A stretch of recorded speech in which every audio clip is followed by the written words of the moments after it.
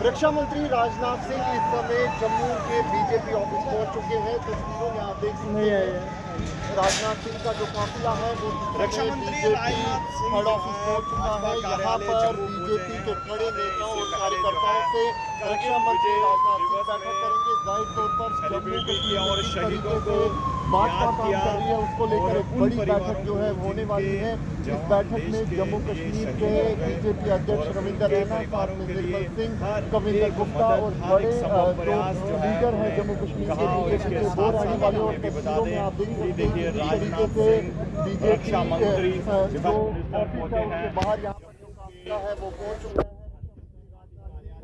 बड़ी बैठक जो है वो होने वाली है। तस्वीरों में साफ तौर पर आप देखिए कि देश की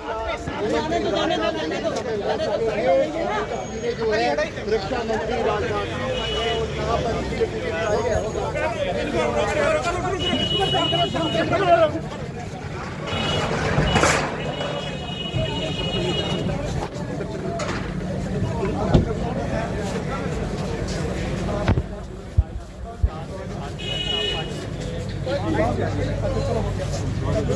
मेयर साहब हमारे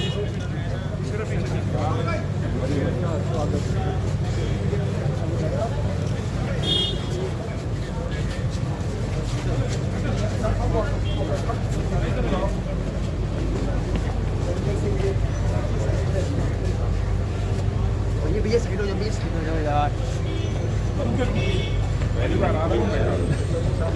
हेलो